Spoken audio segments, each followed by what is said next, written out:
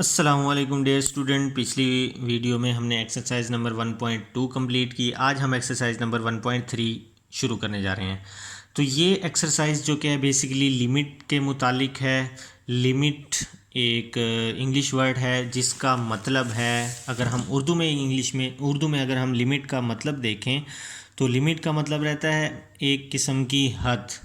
जैसे हम किसी को कहते हैं कि अपनी हद में रहो, ठीक है। तो मैथ में हम फॉर एग्जांपल हमारे पास एक वेरिएबल है, हम कहते हैं ये वेरिएबल अप्रोच करता है ए को, x अप्रोचेस टू ए। तो लिमिट फंक्शन में इसका हरगिज़ ये मतलब नहीं है कि x is equal to a, बल्कि x does not is equal to a. इसका मतलब है x ए के को अप्रोच ज़रूर करता है, उसके करीब करीब पहुंच जाता है, लेकिन उसके इक्वल नहीं होता। इसकी जैसे मैं आम रूटीन में मैं कहता हूँ कि मेरी लिमिट फ़लाँ शख्स तक है, मेरी अप्रोच फ़लाँ शख्स तक है। तो इसका मतलब ये है कि मेरी अप्रोच वहाँ तक है, फ़लाँ शख्स तक है, लेकिन मैं वो शख्स नहीं हूँ। तो इसकी एक किस्म की एग्जांपल हम ये ले लेते हैं, ठीक है। और दूसरी बात ये है कि जैसे फॉर एग्जांपल हमारे पास एक सीरीज़ में लेता हूँ, जैसे 1/2 है, ठीक है। 1/n ले लेता हूँ। अब मैं n की वैल्यू यहाँ पे 1 पुट करता हूँ तो 1/1 आ जाएगा। फिर n की वैल्यू 2 पुट करूँगा 1/2 आ जाएगा। n की वैल्यू 3 पुट करूँगा 1/3 आ जाएगा, ठीक है। तो ये 0 है, यहाँ पे 1 है, 2 3 4 5 अप टू इन्फिनिटी। तो मैं n की वैल्यू 1 2 3 फिर 4 पुट करूँगा 1/4 आ जाएगा, फिर 5 पुट करूँगा 1/5 आ जाएगा। तो इस तरह से ना मैं वैल्यूज पुट करता जाऊँगा। देखें 1 पुट किया, आगे 2 पुट किया, इस तरह से पुट करते करते इन्फिनिटी तक जाऊँगा। तो अब हमने देखना है कि हमारे आंसर्स कहाँ जाएंगे। तो 1/2 का आंसर होगा 0.5, 1/3 का आंसर जो कि है वो इससे कम होगा, 1/4 का आंसर और कम होगा, 1/5 का आंसर और कम होगा। तो इस तरह से जैसे जैसे हम जाते जाएंगे तो हमारा आंसर उतना कम होता जाएगा। तो n की वैल्यूज़ को हम रियल नंबर, जितने पॉजिटिव रियल नंबर देते जाएंगे हमारा n उतना ही, मतलब कि n बढ़ता जाएगा। लेकिन सीक्वेंस में जो ये टर्म्स हैं, ये एक टर्म, ये 2 टर्म, ये 3 टर्म्स, ये जो सीक्वेंस में जो टर्म्स हैं इनका आंसर कम होगा, इनका आंसर ज़्यादा नहीं होगा बल्कि इनका आंसर कम होगा। हाँ, n की वैल्यू बढ़ेगी। देखिए मैंने n की वैल्यू 1 पुट की, n की वैल्यू 2 पुट की, n की वैल्यू 3 पुट की, तो n की वैल्यू बढ़ रही है, लेकिन हमारा आंसर कम हो रहा है, 0 से 0 के करीब जा रहा है, मतलब कि 0 को अप्रोच कर रहा है हमारा आंसर। तो एट द एंड जब हम वैल्यूज़ पुट करेंगे 1 2 3 4 5 so on to up to infinity, जब हम एंड में इन्फिनिटी पुट करेंगे तो हमारे पास आंसर क्या आ जाएगा, 0। कब? जब हम इन्फिनिटी पुट करेंगे, लेकिन इन्फिनिटी से पहले 0 नहीं आएगा। हाँ, ये ज़रूर आंसर आएगा 0.0000 समथिंग। तो इसका मतलब ये है कि x जो कि है जो 0 को अगर अप्रोच करता है तो इसका मतलब हरगिज़ ये नहीं है कि x इज़ इक्वल टू 0 है। हम ले लेते हैं x इज़ इक्वल टू 0, लेकिन इसका हरगिज़ मतलब ये नहीं है कि x बिल्कुल ही 0 है। इसका मतलब है x 0 को अप्रोच करता है। तो ये है था लिमिट का थोड़ा बहुत कॉन्सेप्ट जो मैंने आपको दिया।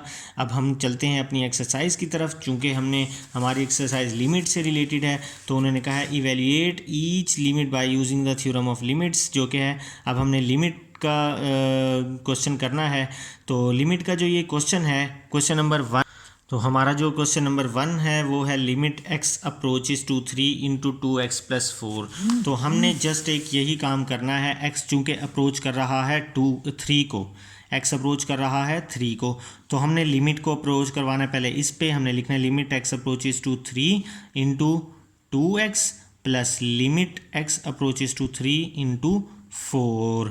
तो जब हम लिमिट इस पे अप्लाई करेंगे, 2 कांस्टेंट एज इट इज़, तो x अप्रोच करेगा 3 तो हम x को अप्रोच करवा देंगे 3 पे। यहाँ पे x नहीं है तो ये 4 एज इट इज़, तो 2 3 ज़ा 6 प्लस 4 10। तो ये सिंपल सा क्वेश्चन है। इसी तरह जो कि हमने x की अप्रोच करवाना है और आंसर्स इसके लिखते जाने हैं। देखिए यहाँ पे x अप्रोच कर रहा है 1 को, तो यहाँ पे 1 आ जाएगा, इधर भी 1 आ जाएगा। तो जब हम इसको कैलकुलेट करेंगे तो ये आंसर हमारे पास 5 आ जाएगा, सिंपल। इसी तरह यहाँ पे x is equal to 1, x approaches to 1 है तो हम यहाँ पे भी 1 को अप्रोच करवा देंगे, इधर भी 1 को अप्रोच करवा देंगे, ये आंसर आ जाएगा हमारे पास 6। ये भी 1 अप्रोच हो जाएगा, ये भी 1 को अप्रोच करेंगे, सॉरी यहाँ पे x अप्रोचेस 2 है तो 2 को अप्रोच करेंगे तो हमारे पास आंसर क्या आ जाएगा, 0। ठीक है डियर स्टूडेंट। इसी तरह हमारे पास नेक्स्ट क्वेश्चन एक्स अप्रोच कर रहा है 2 को, तो हमने एक्स को अप्रोच करवा देना इधर भी 2 को, तो आंसर को सॉल्व करेंगे तो हमारे पास आंसर क्या आ जाएगा 0।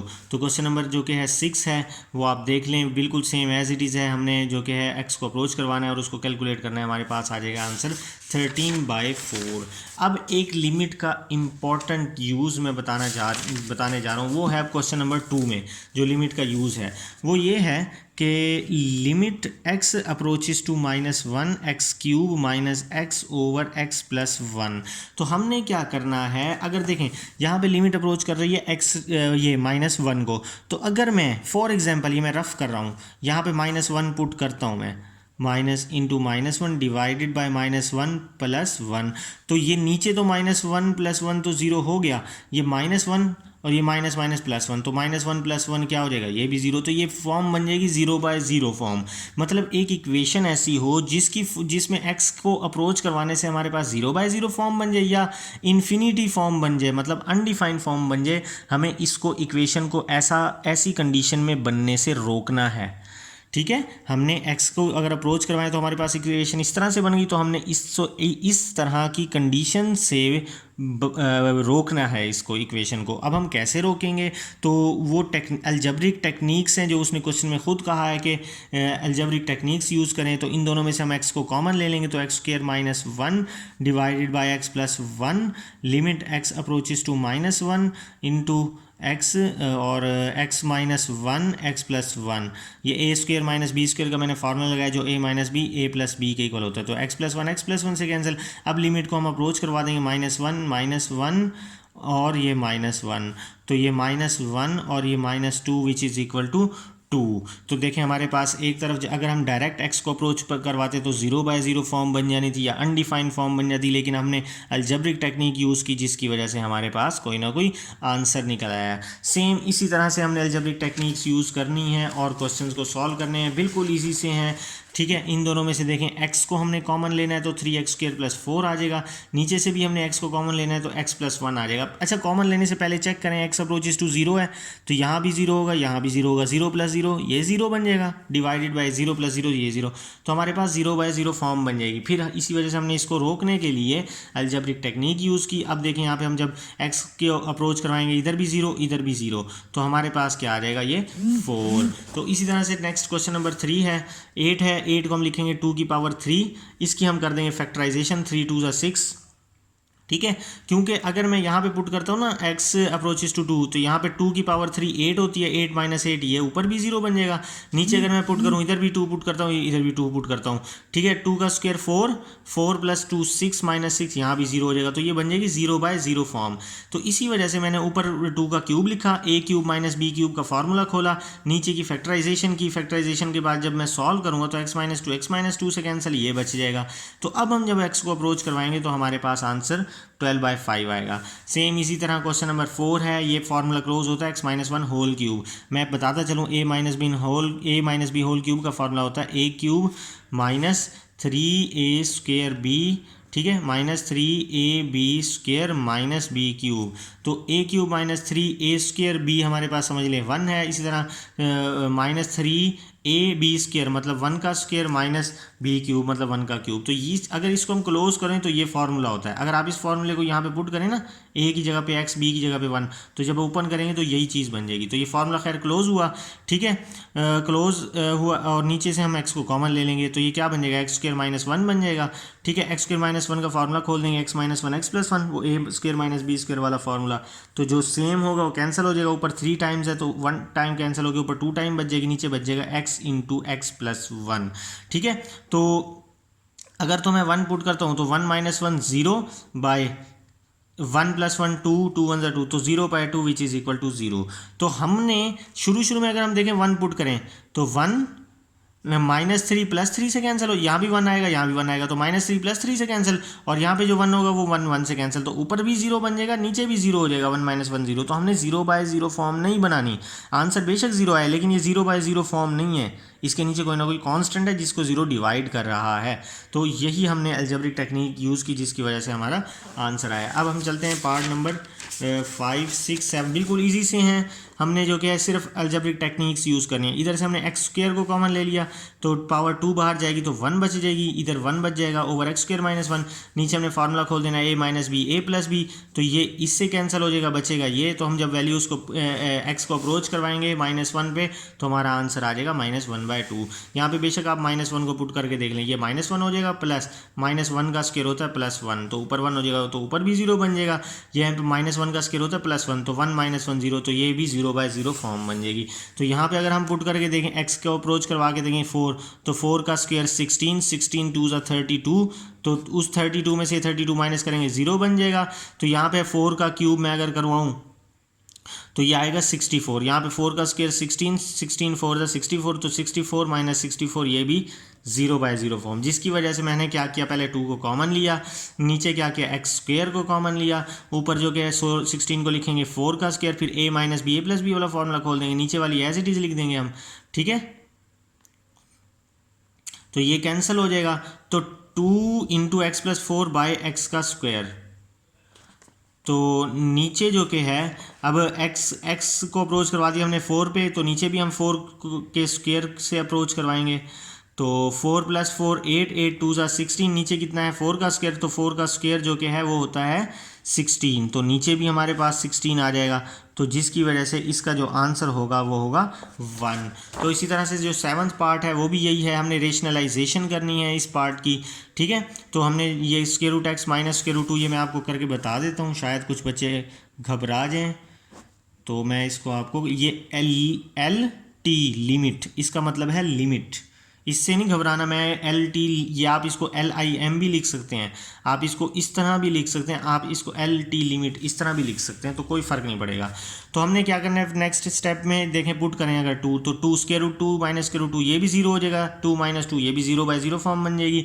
उससे बचाना है तो हम करेंगे रेशनलाइजेशन, तो √x + √2 से मल्टीप्लाई भी कर देंगे, √x + √2 से डिवाइड भी कर देंगे। तो ये a minus b a plus b क्या हो गया, a का स्क्वायर माइनस b का square divided by x - 2 into √x + √2, यहाँ पे हमारी लिमिट एज इट इज़ आ जाएगी, ठीक है। ये इससे कैंसिल, ये इससे कैंसिल, ऊपर x - 2 बचा, नीचे भी x - 2 और ये √x + √2, यहाँ पे हम लिमिट को अप्रोच करवा देंगे, ये इससे कैंसिल, 1/√x + √2 = 1/√2 + √2, इधर 2 को अप्रोच करवा दिया हमने, तो जब हम 2 अप्रोच करवा देंगे फिर लिमिट नहीं लिखेंगे, तो 1/2 √2 आ जाएगा। ये था हमारे पास 7th पार्ट। अब है हमारे पास जो 8th पार्ट है वो भी कुछ इस तरह से, x + h √ -√x bye h और लिमिट h अप्रोचेस टू 0। तो अगर हम h को 0 पुट करें 0 हो जाएगा, तो x - x ये भी 0 हो जाएगा, नीचे भी 0, तो 0/0 फॉर्म बनेगी। उससे रोकने के लिए मैं क्या करता हूँ, रेशनलाइजेशन करवा देता हूँ इस तरह से, ये माइनस है तो प्लस हो जाएगा, यहाँ पे भी पॉजिटिव साइन से हमने रेशनलाइजेशन करवा दी। रेशनलाइजेशन का आपको पता होगा, इसको जब हम रेशनलाइजेशन में होता है कि हम इन दोनों के इसके कॉन्जुगेट से मल्टीप्लाई और डिवाइड करते हैं। तो बहरहाल अब ये a minus b a plus b formula बना, ये बना a का स्क्वायर माइनस b का square divided by h into √x + h + √x। ये कैंसिल, हमने यहाँ पे लिमिट लाजमी लिखनी है जब तक हम अप्रोच नहीं करवा देते।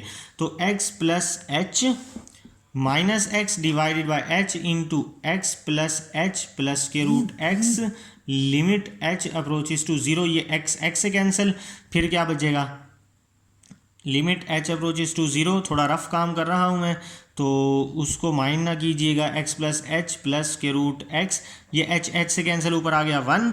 तो अब हम जब h को 0 अप्रोच करवाएंगे तो यहाँ पे √x हो जाएगा, 0 हो जाएगा क्योंकि ये, और प्लस √x, तो ये आंसर आ जाएगा 1/2 √x।